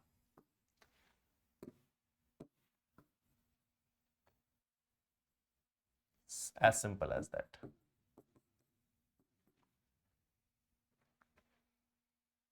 ठीक है, ये सिंपल सिंपल चीजें याद रखनी है। और एक आउट ऑफ द सिलेबस चीज है लेकिन बड़ी हेल्प करती है, तो मैं आपको बता देता हूं क्या है कि रेडियस ऑफ कर्वेचर का ना एक छोटा सा फॉर्मूला भी होता है। मान लो इंस्टेड ऑफ आपको केस दे दिया, जैसे इसमें मैंने आपको केस दिया था कि पार्टिकल ऐसे जा रहा है, बताओ क्या होगा। इंस्टेड ऑफ दैट आपको बोल दिया कि हमारे पास पार्टिकल एक ऐसी इक्वेशन, ऐसे पाथ पे जा रहा है जिसकी इक्वेशन दी हुई है, बताओ रेडियस ऑफ कर्वेचर कितना होगा। नाउ इसकी डेरिवेशन हमारे पास इंजीनियरिंग में होती है, लेकिन लेट्स सॉल्व दिस। अगर मैं dy बाई dx को y डैश लिख दूं और d square y by dx square को y डबल डैश लिख दूं, तो हमारे पास रेडियस ऑफ कर्वेचर आता है 1 प्लस एक्स डैश का, सॉरी 1 प्लस वाई डैश का स्क्वायर होल की power 3/2 divide by y double dash. I still remember, ये मैथ्स में आता है, इंजीनियरिंग में इसकी डेरिवेशन भी होती है, बट आपके काम का नहीं है। आपको सिर्फ फॉर्मूला याद रखना है, y dash is single differentiation and y double dash is double differentiation, उसमें वैल्यूज पुट करनी है। और एक एग्जांपल के साथ आपको बता देता हूं ताकि आप लोगों को याद रहे। आपको कहा गया है y is equal to x square है, तो find radius of curvature at origin. Origin पे रेडियस ऑफ कर्वेचर निकालना है, ठीक है भैया, कोई दिक्कत नहीं। आपको क्या क्या चाहिए, y डैश और y डबल डैश। आप कहोगे कि जो y डैश होगा dy बाई डी एक्स वो 2x के बराबर हो जाएगा, और y डबल डैश जो हो जाएगा वो 2 के बराबर हो जाएगा। और यही वैल्यू ओरिजिन पे बात करोगे एट 0,0 आपके पास जो y डैश की वैल्यू हो जाएगी वो 0 हो जाएगी, and at 0,0 y double dash की वैल्यू, ये तो कांस्टेंट ही है, इसको तो डायरेक्ट 2 ही लिख दो, इसमें तो क्या ही करोगे, है ना। y डैश आ गया, y डबल डैश आ गया। हमें क्या चाहिए, हमें चाहिए रो। आप जब रो लिखोगे आप लिखोगे 1 प्लस वाई डैश का होल स्क्वायर पूरे की power 3/2 divided by y double dash, क्या आ जाएगा 1 की पावर 3/2 डिवाइडेड बाय 2, क्योंकि तो 0 ही है, 0 तो हट जाएगा। तो हमारे पास रेडियस ऑफ कर्वेचर की वैल्यू आ गई रो इक्वल्स टू हाफ। और ये अगर आप लोगों ने 11th पढ़ी थी तो आपने पक्का क्वेश्चन तो किया होगा। अब ये इसी वे में किया था नहीं किया था ये मुझे नहीं पता, लेकिन आपने इस पे बेस्ड क्वेश्चन तो डेफिनेटली किया है, ठीक है।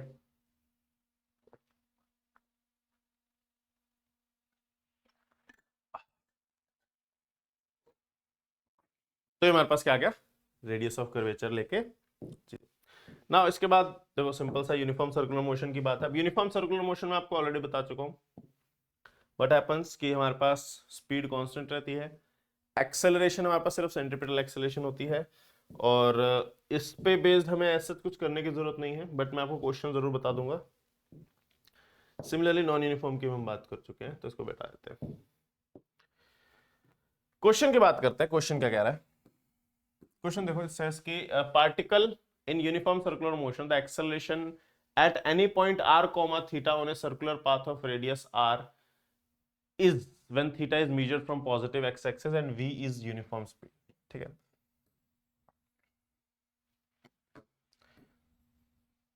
ये मान लो हमारे पास y एक्सिस है, ये मान लो हमारे पास x एक्सिस है।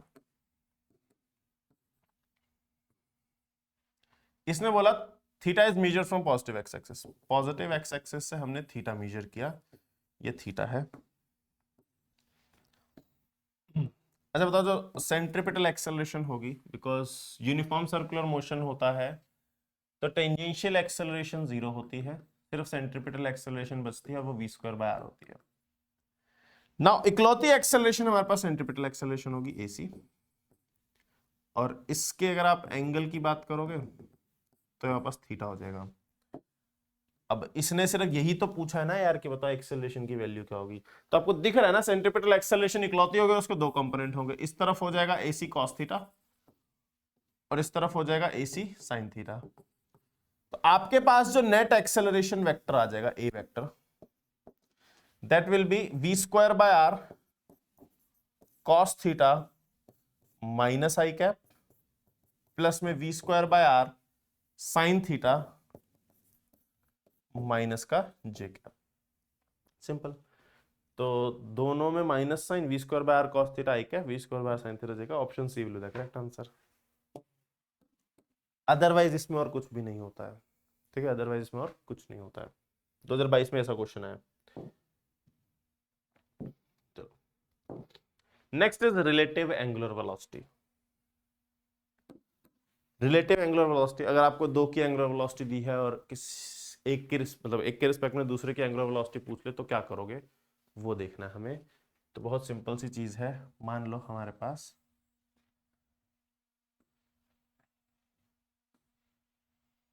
दो अलग अलग पार्टिकल घूम रहे हैं, लेट्स से इसके ω1 है एंगुलर वेलोसिटी, इसके एंगुलर वेलोसिटी ω2 है। अब दोनों की डायरेक्शन तो सेम सी आ रही है ना। जैसे अगर ये हमारे पास ω1 वेक्टर है, अगर ω2 भी ऐसे ही है,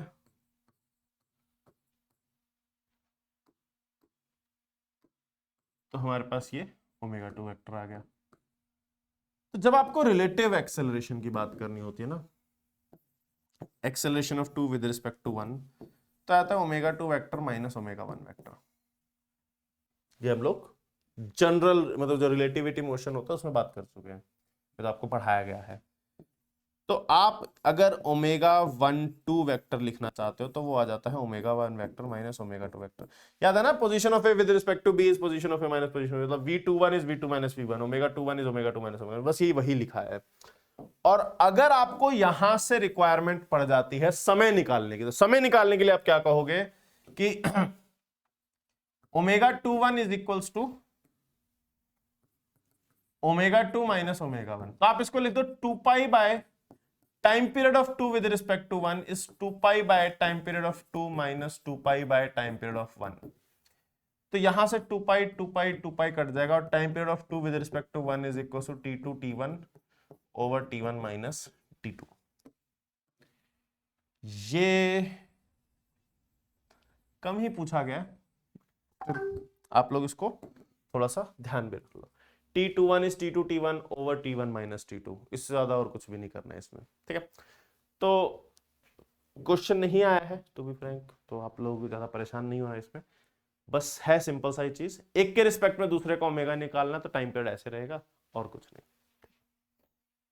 आगे बढ़ा जाए, next is the dynamics of circular motion. तो बहुत सारा समय हमारा काइनेमेटिक्स ने लिया, बेसिक्स बहुत जरूरी है, लेकिन एक बार वो बेसिक्स क्लियर हो जाए तो डायनामिक्स में कुछ भी नहीं है।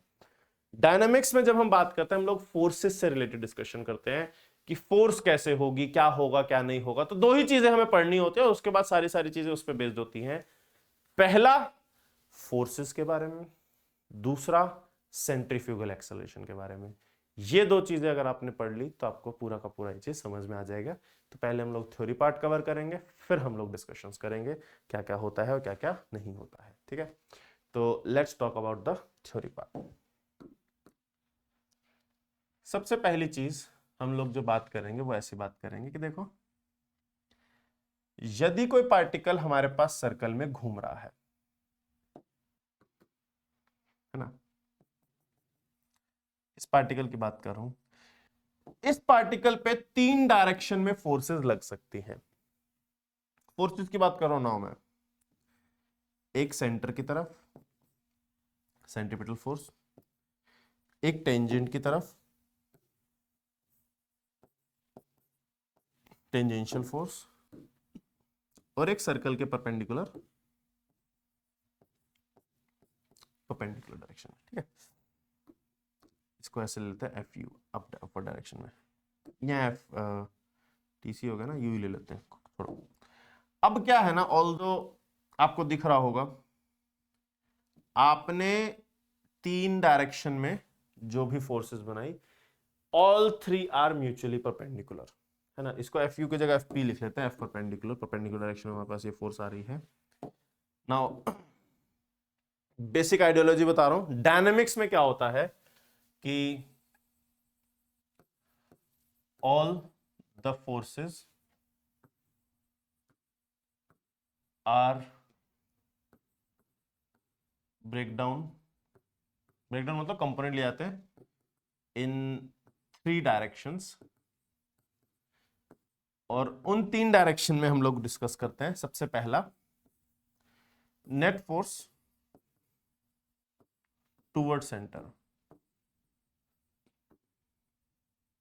Net force toward centre FC is written as mass into centripetal acceleration. भैया अगर हमारे पास अंदर की ओर फोर्स है तो हमारे पास अंदर की ओर एक्सेलरेशन भी होगी, और वो अंदर की ओर एक्सेलरेशन हमारे पास सेंट्रीपिटल एक्सेलरेशन होती है, जिसके बारे में हम लोग बात कर चुके हैं।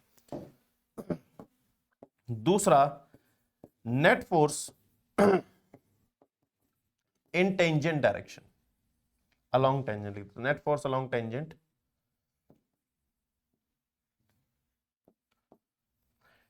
टेंजेंट के अलोंग जो सारी की सारी फोर्स होती है वो होता है मास इनटू टेंजेंशियल एक्सेलरेशन। और ऑब्वियस सी बात है, टेंजेंट के अलोंग भी हमारे पास एक एक्सेलरेशन होती है 80 ना, वो इस तरफ होगी इस तरफ होगी, डिपेंड्स की स्पीड बढ़ रही है स्पीड कम हो रही है। मान लो अगर स्पीड उस तरफ है, जिस तरफ स्पीड है उस तरफ फोर्स लगेगी तो बढ़ेगा ना, जिस तरफ स्पीड है उसके ऑपोजिट लगेगी तो स्पीड कम होगी। नाउ जो परपेंडिकुलर होता है, जो तीसरा केस है, that is perpendicular to the circle, perpendicular to the plane of circle.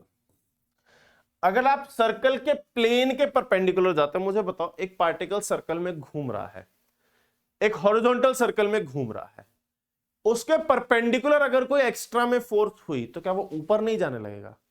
ऊपर जाना स्टार्ट कर देगा। क्या वो सर्कुलर मोशन बचेगा? नहीं बचेगा। तो हमें केवल और केवल दो ही डायरेक्शन में फोर्सेस चाहिए होती है। अगर तीसरी डायरेक्शन में फोर्स आती है तो हम उस परपेंडिकुलर फोर्स को शून्य कर देते हैं, तब जाके ही वो एक सर्कल में घूम पाएगा, अदरवाइज वो नहीं घूम पाएगा। This is the basic ideology of dynamics of circular motion. और ये बहुत छोटा सा चीज होती है, बहुत छोटा सा पार्ट होता है, जिसमें हमें बस फोर्सेस के कंपोनेंट्स दिखाने होते हैं। मोस्टली हमारे पास यही डिस्कशन होता है, net force toward centre, net force toward centre. तो अब क्या होता है ना, जब हम लोग सेंट्रीफ्यूगल फोर्स की बात करते हैं तो आप लोग ना, मतलब काफी बच्चे इसमें कंफ्यूज रहते हैं कि सर सेंट्रीफ्यूगल एक्सेलरेशन क्या होता है, या फिर सेंट्रीपिटल एक्सेलरेशन क्या होता है, या फिर सेंट्रीपिटल फोर्स क्या होता है, या फिर सेंट्रीफ्यूगल फोर्स क्या होता है। तो पहली बात ध्यान से सुन लो, there is something called centripetal acceleration, there is something called centripetal force, there is something called centrifugal force, but there is no such thing as centrifugal acceleration. centrifugal acceleration नहीं होती है। इन सब का मतलब क्या है मैं वो बता देता हूं। पहले तो आप लोग इस चीज को याद रखो, this is your centripetal force,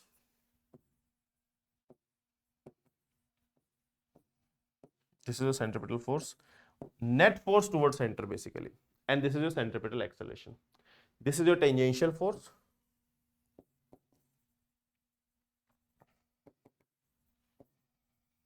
net force toward tangent only, nothing else. ठीक है, अब अगर मैं एक बार आप लोगों को सेंट्रीफ्यूगल फोर्स के बारे में समझा दूं तो आपको क्लियर हो जाएगा।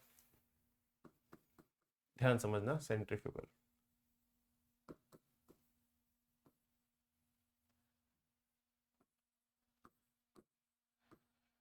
सेंट्रीफ्यूगल फोर्स सर क्या होता है?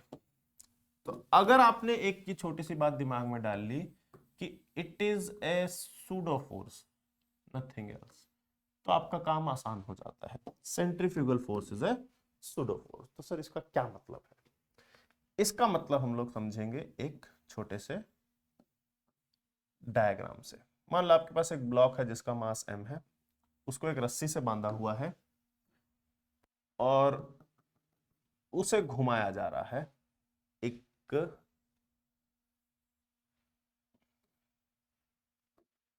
इस तरीके से कार्डबोर्ड के प्लेन पे ना। तो इट्स लाइक दिस कि ये घूम रहा है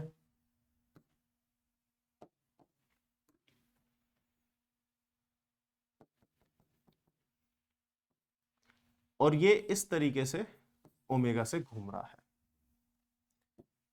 ठीक है, अब इस सब का मतलब क्या है, मतलब क्या हो क्या रहा है, उसको मैं दो डिफरेंट वे में कंपेयर कर दूंगा तो आपके लिए चीजें आसान हो जाएंगी। ठीक है, तो यहां पर मैं बात कर रहा हूं without pseudo force, without pseudo force. Without pseudo force हमारे पास फोर्सेस लगेंगी कैसे वो समझना। क्योंकि रस्सी से बंधा हुआ घूम रहा है तो हमारे पास अंदर की ओर एक टेंशन लगेगी। ये ब्लॉक इसके ऊपर रखा हुआ है, इसका वेट नीचे की ओर लगेगा, ऊपर की ओर एक नॉर्मल लगेगा। और अगर मैं सारी वैल्यूज को लिखना चाहूं तो क्या मैं ऐसे बोल सकता हूं, पहली चीज टेंजेंट के अलाउंग, क्योंकि इसका सर्कल जो बनेगा वो कुछ इस प्रकार बनेगा, टेंजेंट के अलाउंग कोई फोर्स नहीं है तो उसको भूल जाते हैं, उसकी बात ही नहीं करते।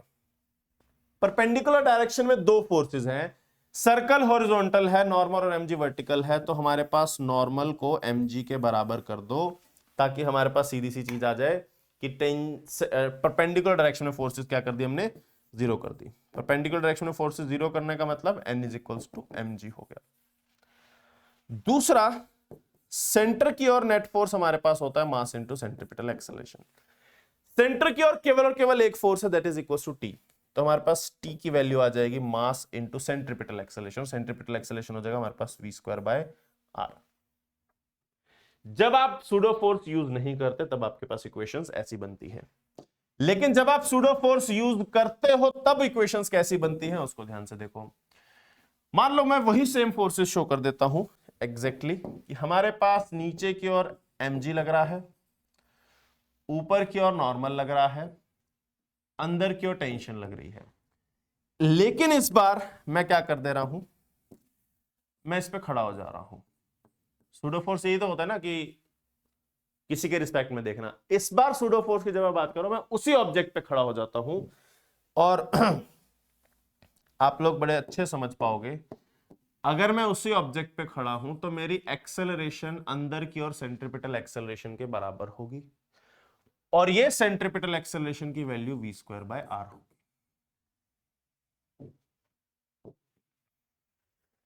ठीक है सर, समझ गए। अगर हमारे पास ब्लॉक ऐसे जा रहा था, मतलब इधर से आया और इधर जा रहा था, अगर मैं उस पे चढ़ गया तो मैं भी सर्कल में घूम रहा हूं, तो मेरी एक एक्सेलरेशन सेंटर की तरफ होनी जरूरी है। सही बात है।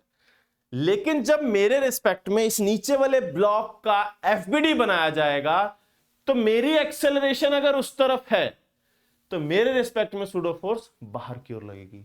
तो अगर मेरी एक्सेलरेशन अंदर की ओर है तो मेरे रिस्पेक्ट में सूडो फोर्स बाहर की ओर लगेगी, and that pseudo force will be equal to इस ऑब्जेक्ट का मास इनटू मेरी acceleration. Now these are the forces with respect to the person standing on the block. और ये पर्सन क्या कहेगा,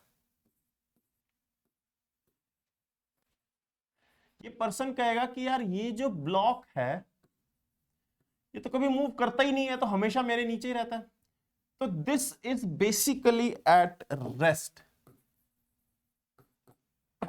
this block is basically at rest. और जब rest पे होता है तब नेट फोर्सेस हमेशा जीरो रहती हैं। एफ नेट अलोंग एक्स हमारे पास जीरो रहेगा, एफ नेट अलोंग वाई हमारे पास जीरो रहेगा, और जेड में तो फोर्सेस है ही नहीं। तो एक्स के अलोंग अगर आप बात करोगे, आपके पास क्या आ जाएगा, एक्स के अलोंग आपके पास आ जाएगा कि टी की वैल्यू हो जाएगी mv²/r के बराबर, और वाई के अलोंग आपके पास आ जाएगा नॉर्मल इक्वल टू mg। क्या इक्वेशंस में कोई फर्क आया? नहीं आया, इक्वेशंस एग्जैक्टली वही है। फर्क जो आया वो इकलौता किस चीज में आया, how we think about it. जब आप ये लिखते हो, आप लिखते हो नेट फोर्स परपेंडिकुलर डायरेक्शन में जीरो है, आप सेंटर की और नेट फोर्स को मास इनटू सेंट्रीपिटल एक्सेलरेशन लिखते हो। लेकिन जब आपने सूडो फोर्स दिखा दिया तब आप नेट फोर्स को जीरो करते हो, बस इतना सही बात है। And this pseudo force is, this pseudo force equal to mv²/r is centrifugal force, is centrifugal. बस इतना ही है, इससे ज्यादा इसमें कोई मुश्किल चीजें नहीं है, बस यही सब चीजें आती है मेनली, और इसके बारे में हम लोग आराम से अभी डिस्कस करेंगे। यहां तक आई होप आप लोग क्लियर होगा। अब हम थोड़े से एग्जांपल्स पे जंप करेंगे और देखेंगे क्या क्या हमारे पास चीजें आती हैं इसमें। ठीक है, तो let's talk about some questions. जैसे ये क्वेश्चन है, क्वेश्चन कह रहा है, a smooth circular groove has a smooth vertical wall as shown in the figure. A block of mass m moves against the wall with speed v. Which of the following curve represents the correct relation between normal reaction on the block and the wall? तो 2022 में question आया हुआ है, और इसमें हम वही करेंगे कि देखो, एक फोर्स तो नीचे की ओर mg होगा और ऊपर की ओर नॉर्मल होगा, वो तो हटा दो, उसकी जरूरत नहीं है हमें। एक फोर्स की हम बात करते हैं, क्योंकि ये हमारे पास इसका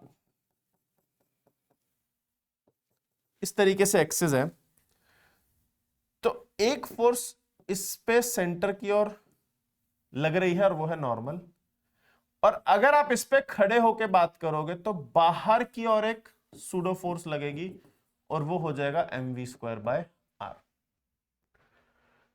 क्योंकि आप सूडो फोर्स की बात कर रहे हो, और मैंने कहा था जब भी आप सूडो फोर्स लगाओगे आप नेट फोर्स को जीरो कर दिया करोगे, तो सूडो फोर्स अंदर की ओर और बाहर की ओर जब आप टोटल करोगे तो आपके पास नॉर्मल की वैल्यू आ जाएगी mv²/r। Now the thing is कि ना ही मास चेंज हो रहा है ना ही रेडियस चेंज हो रहा है, तो हमारे पास सीधा सीधा n आ गया डायरेक्टली प्रोपोर्शनल टू v²। और अगर normal reaction directly proportional to v² है तो हमारे पास option A will be the correct answer. Simple, ऐसी चीजें ही हमारे पास आती हैं। जैसे नेक्स्ट देखो क्या है ये, A disc with a flat small bottom beaker placed on it as radius r from its center is revolving about an axis passing through the center and perpendicular to its plane with angular velocity omega. the coefficient of static friction between the bottom of the beaker and the surface of the disc is nu, the beaker will revolve with the disc if. तो beaker कब तक उसके साथ revolve करेगा हमें ये बताना है। तो ये बिना डायग्राम के तो नहीं समझ आएगा, तो डायग्राम बना लेते हैं। हमारे पास एक डिस्क है जो कि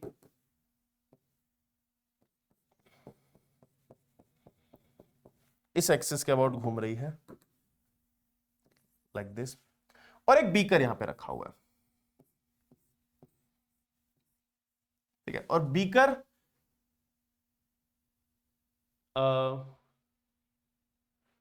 placed it an a distance r from it centre. तो ये हमारे पास r डिस्टेंस पर बीकर रखा हुआ है। ये डिस्क हमें कहा गया है ओमेगा से घूम रही है। अब द क्वेश्चन इज कि the coefficient of static friction between the bottom of the beaker and the surface of the disc is nu। क्या हो रहा है ना कि ये घूम रहा है, बिल्कुल घूम रहा है।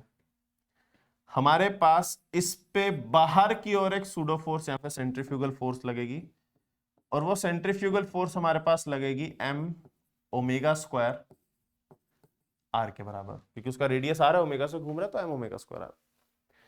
ये बीकर बाहर जाने की कोशिश कर रहा है, लेकिन उसको रोकने के लिए हमारे पास अंदर की ओर फ्रिक्शन लग रहा है। नीचे की ओर हमारे पास mg है और ऊपर की ओर हमारे पास नॉर्मल है। नाउ अगेन क्योंकि मैंने सेंट्रीफ्यूगल फोर्स लगाई है, मैं कहूंगा हमारे पास नॉर्मल की वैल्यू mg के बराबर होगी और हमारे पास फ्रिक्शन की value m omega square r के बराबर होगी। ये तो हमने पढ़ा था ना। और लास्ट लेक्चर मैंने आपको बताया है कि अगर आपको कभी भी कंपैरिजन करना हो, ऐसी लाइन में वैल्यूज चाहिए हो, तो आप सीधा सीधा ये कहोगे कि यार देखो, जीरो रखने के, नेट फोर्स जीरो करने के लिए मैंने नॉर्मल को mg और फ्रिक्शन को m ओमेगा स्क्वायर r रख दिया है, लेकिन मुझे पता है कि जो स्टैटिक फ्रिक्शन होता है वो हमेशा less than equal to mu times normal होता है। स्टैटिक फ्रिक्शन की वैल्यू हमारे पास m ओमेगा स्क्वायर r होनी चाहिए, and that should be less than equal to mu times mg। तो हम m से m काट देंगे और हमारे पास आ जाएगा r should be less than equal to mu g divide by omega square. अगर मेरे पास रेडियस की वैल्यू नी जी बाय ओमेगा स्क्वायर से कम होगी तब तक तो ऐसे रहेगा, अदरवाइज ऐसे नहीं रहेगा। तो mu g by omega square option B will be the correct answer. क्या बात आपको समझ में आई? तो इस तरीके से हमारे पास सेंट्रीफ्यूगल फोर्स पे क्वेश्चन बनते हैं और सिंपल ही होते हैं, मुश्किल नहीं होते हैं। आपको स्टेटमेंट पढ़ के ये क्वेश्चन तक पहुंचना इंपॉर्टेंट है, उसके बाद आप खुद से भी कर लोगे, उसके बाद आपको मुश्किल नहीं आएगी। ठीक है, नेक्स्ट अगर मैं देखूं क्या है, जैसे है रुको,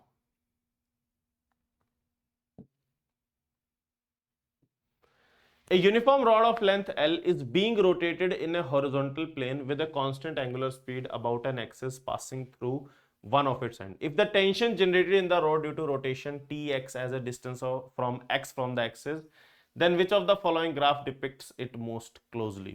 हमें बताना है कि कैसा ये ग्राफ बनेगा। अब ये आपका सॉलिड्स का क्वेश्चन भी है, ये आपका एनएलएम में भी आता है और सर्कुलर मोशन में भी आता है, मतलब एनएलएम में सर्कुलर मोशन जब पढ़ाते हैं तभी आता है। तो क्वेश्चन ये देख लेते हैं। तो हमारे पास क्या है कि ये रॉड इस एक्सिस के अबाउट घूम रही है ओमेगा से, हमें यहां से x डिस्टेंस पे किसी पॉइंट पे बताना है कि टेंशन कितनी होगी।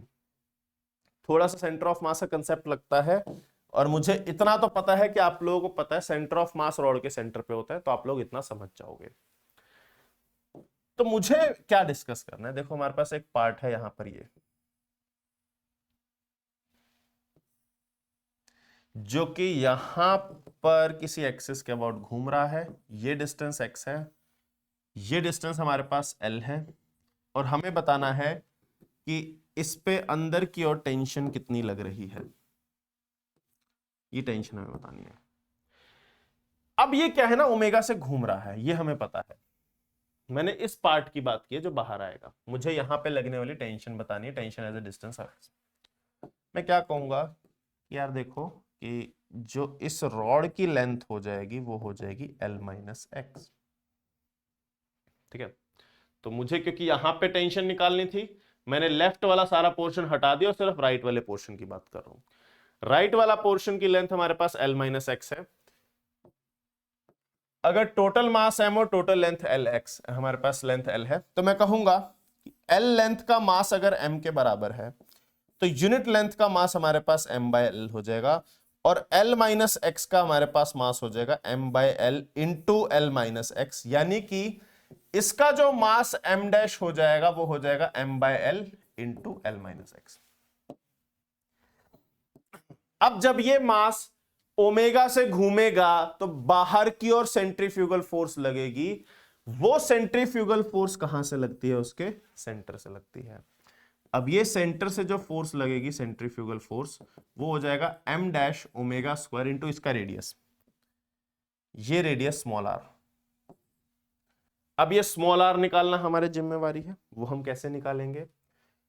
क्योंकि ये पूरा L माइनस एक्स है और ये इसका सेंटर ऑफ मास है, ये L माइनस एक्स इसका सेंटर ऑफ मास, तो हमारे पास आधा डिस्टेंस हो जाएगा L minus x by 2।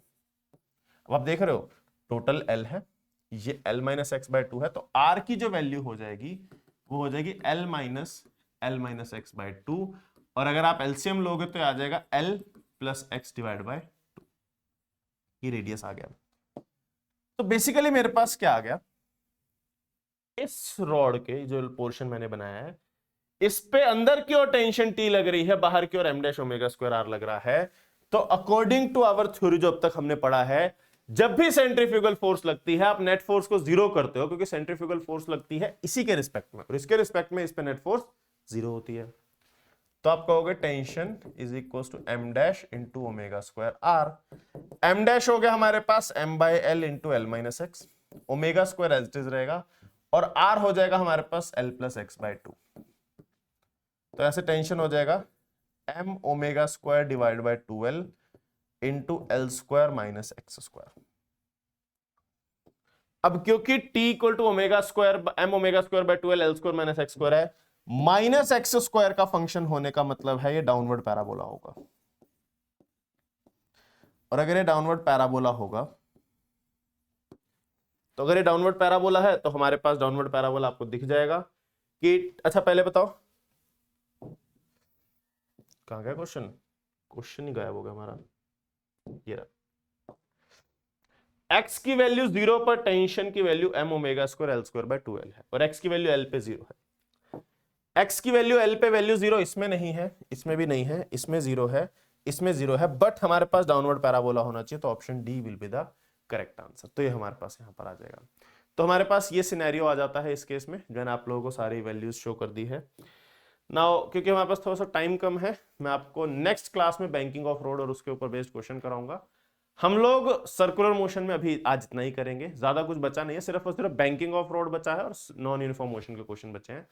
Homework के लिए क्वेश्चन मैं इसमें दे रहा हूं, आपको पीवाईक्यू सॉल्व करने हैं। हमने बहुत सारे क्वेश्चन सॉल्व कर लिए, पूरी की पूरी थ्योरी देख ली है। Now it is up to you for practice. ठीक है, तो ठीक है बच्चों, इसमें जो होमवर्क क्वेश्चन है आप लोग डेफिनेटली करके आना, ताकि आप लोगों को चीजें समझ में आ जाए। ठीक है, तो ठीक है, मिलते हैं नेक्स्ट टाइम, तब तक के लिए ऑल द वेरी बेस्ट, बढ़िया से पढ़ाई करते रहो।